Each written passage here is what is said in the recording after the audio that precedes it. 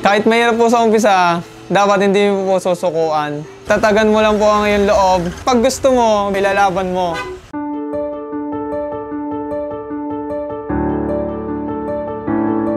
Ako po si Melchian Renz Navarro, 19 years old, owner ng Navarro's Motorcycle Parts. Yung 16 years old po ako, nahilig na po ako yun, sa pagkakalikot. At ngayon naman po ay humiling po ako sa aking magulang, nasuportahan po nila ako upang magtayo ng motor shop. Sumasali po ako sa mga pagandahan po ng motor.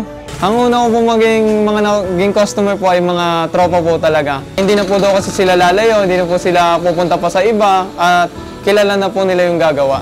Meron rin pong araw na mahirap po, lalo po sa budget po dito sa mga stock na sobrang tagal na po na hindi po agad-agad mabili, na meron naman pong bago na kailangan po ito rin ang mabili agad. May mga group chat naman po ako na doon ko po inaalok na mas mababa po. May kumukuha naman po sa akin na pailan-ilan. Tuloy-tuloy lang rin po yung learning para po umunlad po ang aking negosyo.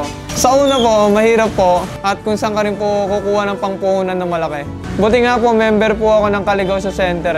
Pag may gusto po akong matutunan, pumupunta po ako sa website ng Caligosio Center dahil marami po silang tips sa mga video po nila. Pag may time naman po ako, umattend po ako ng events nila. Kahit mahirap po sa umpisa, dapat hindi mo po susukuan.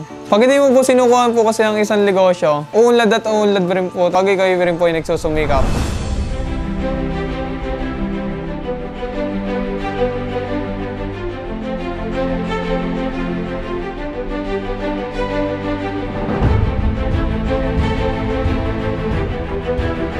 Maraming salamat po kay Sir Jan, sa Maniguro at sa Caligosio Center. Sa pag-sponsor po sa akin ng signage, ngayon po mas kita na po nila yung shop ko.